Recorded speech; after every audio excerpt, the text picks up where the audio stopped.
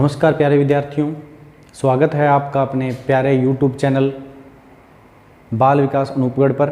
आइए तो बच्चों हम शुरू करते हैं क्लास 10 का हिंदी में काव्यखंड सूरदास का पद।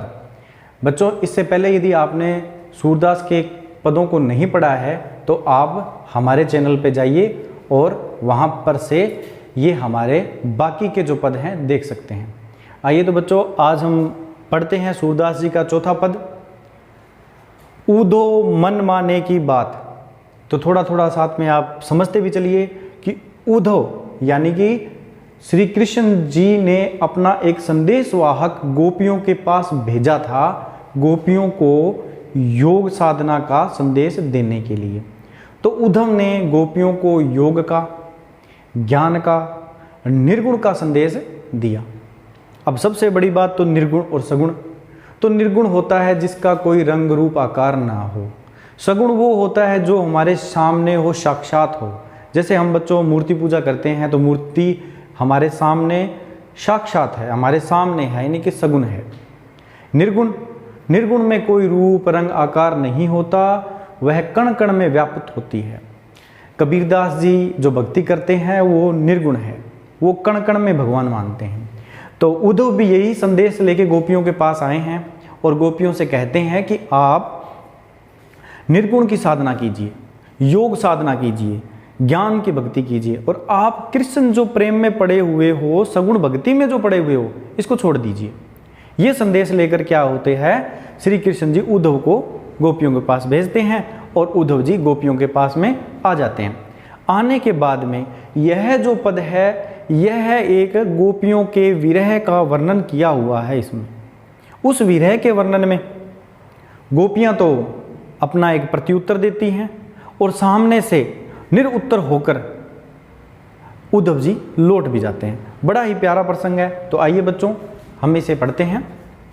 ऊधो मन माने की बात।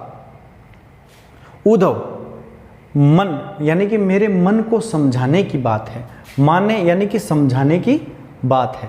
तो मन माने यानी कि माने का मतलब समझाने यानी कि समझना। मन अर्थात हमारा हृदय कह सकते हैं हम, जो हमारी समझ या सूझबूझ को चलाता है की बात। दाख छुहारा छोड़ी यानी कि दाख होती है बच्चों किसमिस।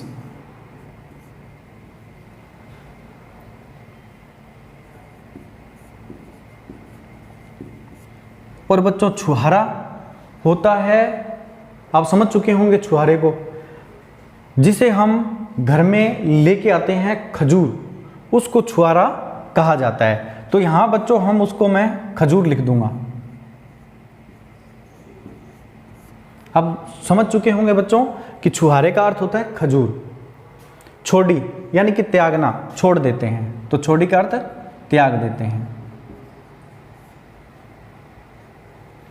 अमृत का अर्थ होता है मधुर, मीठा। फल अर्थात फल। अमृत का मतलब अमृत जैसा स्वादिष्ट, मीठा। अमृत जैसा स्वादिष्ट मीठा फल। विषकारी यानी कि विषकारी का अर्थ होता है कारी, विष खात। विष का कारी मतलब विष को खाने वाला कीड़ा। विषकारी, विष का कीड़ा। विष खात जो किसको खाता है, विष को ही खाता है, यानी कि जहर को ही खाता है। किसको खाता है, विष खात यानी कि विष को ही खाता है, यानी कि हम कह सकते हैं जहर को खाता है। क्योंकि विष का कीड़ा है तो विषखारी, विष को ही खाता है। जो चकोर, उसी प्रकार जो चकोर, चकोर यानी कि चकोर एक पक्षी का नाम है। को दई उसको देते हैं, दई मतलब देते हैं। कपूर अर्थात कपूर, लेकिन कपूर का अर्थ यहां आया कपूर जैसा शीतल पदार्थ, या कपूर खुद शीतल होती है इसलिए कपूर को यहां लिया गया। तो कपूर का अर्थ भी बेटा जी यहां पर कपूर का अर्थ कपूर ही है, क्योंकि यह शीतल के अर्थ में लिया गया। शीतल अर्थात बेटा जी ठंडा। तजी अंगारो अधात, लेकिन वो उसको त्याग कर, तजी मतलब उसको त्याग कर, उसको छोड़कर, अंगार, अंगार अर्थात अंगारे।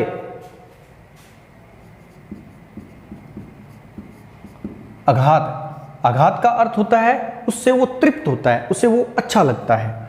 तो आघात का अर्थ होता है तृप्त होना। मधुप, मधुप करत घर कोरी काठ में। मधुप अर्थ होता है भंवरा, भंवरा जिसे बोलते हैं। करत करता है, घर यानी कि रहने का स्थान। कोरी अर्थात होता है छेद कर, भेद कर, उसे काट कर। तो कोरी का अर्थ है छेद कर, यानी कि उसे वो काट देता है, उसके अंदर रहने का स्थान बनाता है, छेद कर। काठ अर्थात होता है लकड़ी, लकड़ी।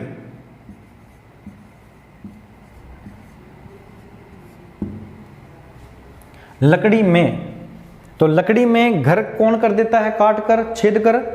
मधुप यानी कि भंवरा। बंधत, लेकिन वही भंवरा बंधत यानी कि बंध जाता है।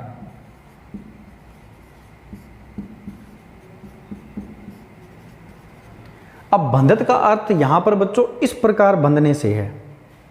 कमल यानी कि कमल का अर्थ है कमल, और कमल का अर्थ फूल से है। यहां पर कमल का जो फूल होता है ना, उसमें वो बनता है। के पात, पात अर्थात होता है पत्ते।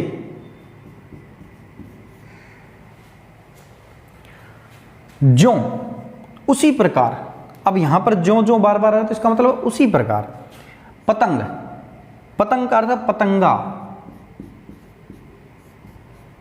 यानी कि कीट पतंगा। जो हमारे लाइट जलाने पर, दीपक जलाने पर आ जाते हैं ना मच्छर, उनको कीट पतंगा बोला है। पतंगा यानी कि कीट पतंगा। हित जानी, वो भी अपना हित जानता है। हित मतलब अपना अच्छा जानता है, उसको भी पता है कीट पतंगे अच्छा क्या है और बुरा क्या है। आपनो यानी कि स्वयं का वो जानता है। ये स्वयं के लिए आया यानी कि खुद के लिए आया।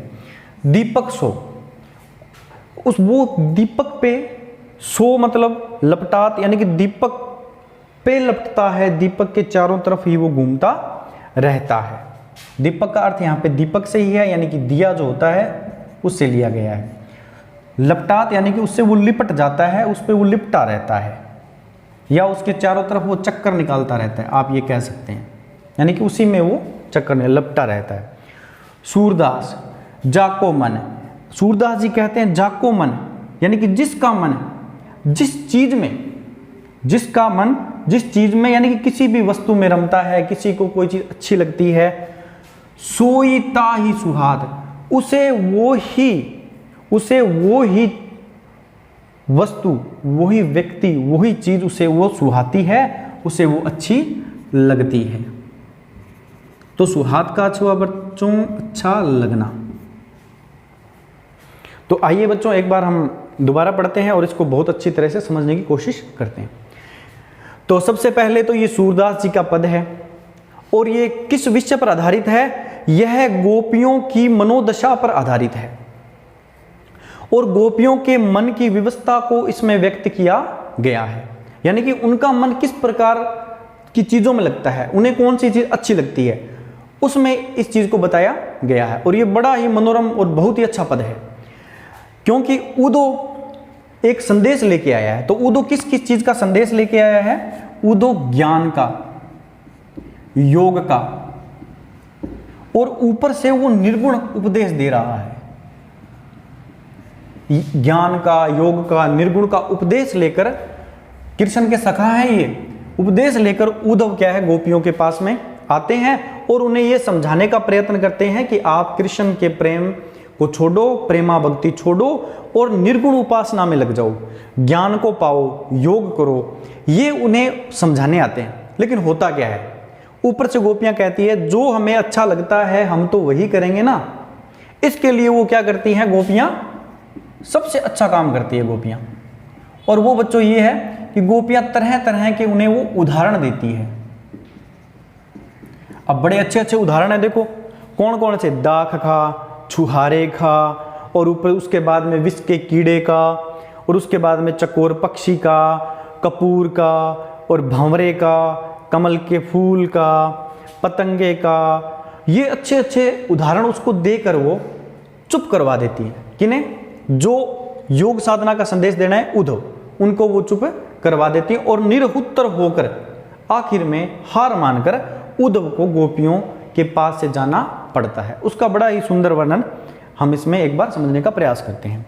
उद्धव मन माने की बात, कि उद्धव ये तो मन को मनाने की बात होती है, कि उद्धव ये तो मन को मनाने की बात होती है कि आप हमें तो योग की बात समझा रहे हैं, आप हमें निर्गुण की बात समझा रहे हैं, आप हमें योग साधना की बात समझा रहे हैं, तो ये तो उद्धव मन के मानने की बात है, मन के समझने की बात है कि किसी को तो योग साधना अच्छी लगेगी और किसी को निर्गुण साधना अच्छी लगेगी और किसी को ये सब अच्छा नहीं लगेगा। ये तो मन की बात है, अपने अपने मन की बात है।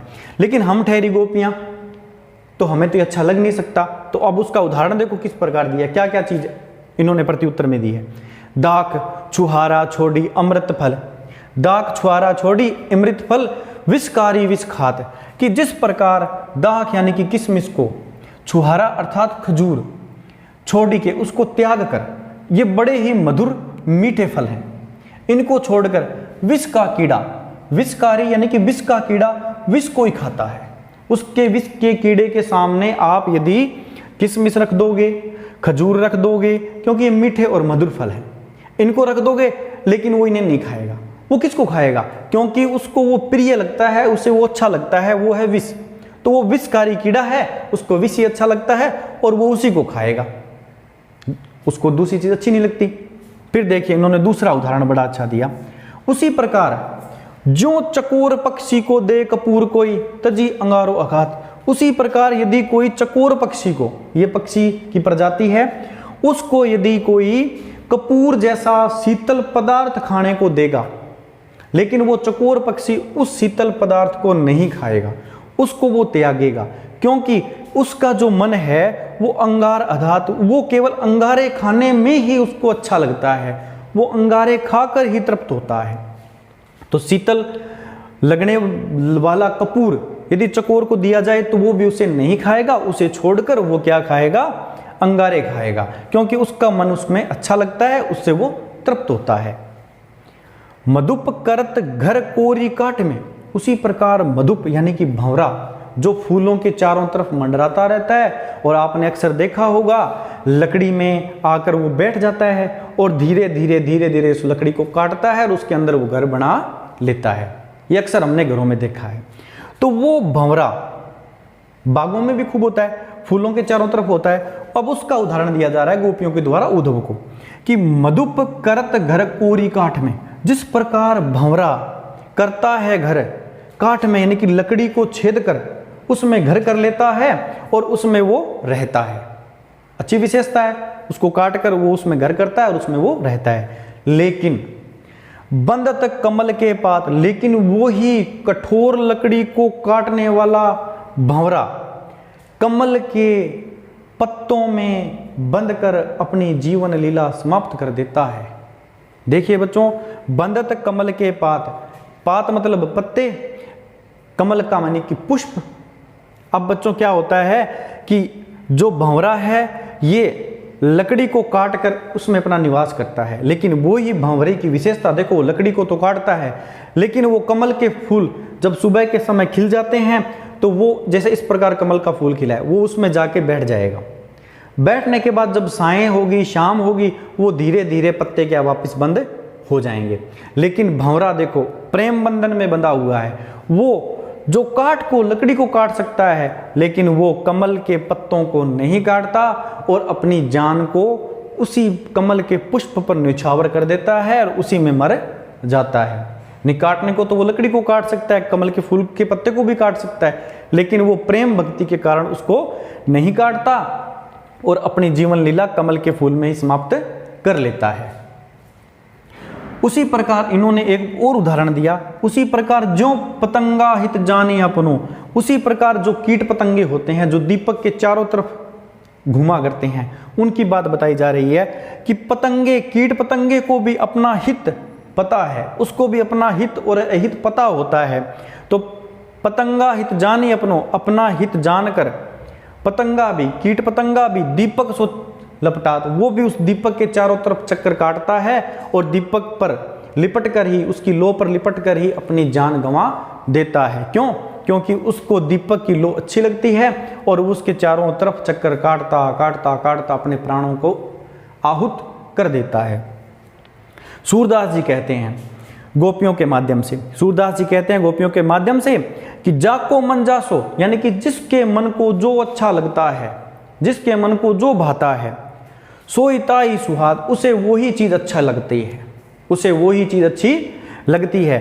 जिस प्रकार का, हे उद्धव, कहते हैं सूरदास जी कहते हैं गोपियों के माध्यम से कि जिस प्रकार आपको ज्ञान, योग, निर्गुण उपदेश अच्छे लगते हैं, आपको ये साधना करनी अच्छी लगती है, आपको निर्गुण साधना अच्छी लगती है, क्योंकि आपका मन इसी में रमता है, क्योंकि तो ही सोईता ही स्वाद, क्योंकि आपको ज्ञान, योग, निर्गुण ये अच्छा लगता है तो आपका मन इसी को छुआता है।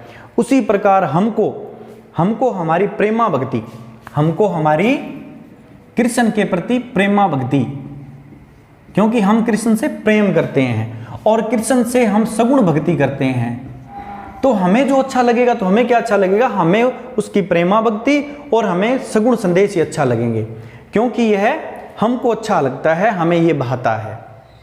और जिसके मन को जो भाता है उसको अच्छा लगता है। आपको ज्ञान, योग, निर्गुण अच्छा लगता है, उसी प्रकार हमको प्रेमा भक्ति और सगुण ही अच्छा लगता है। ये सारी बातें सुनकर निरुत्तर उद्धव हो जाते हैं और लौटने को विवश होने लगते हैं। धन्यवाद बच्चों, बने रहिए YouTube चैनल पर।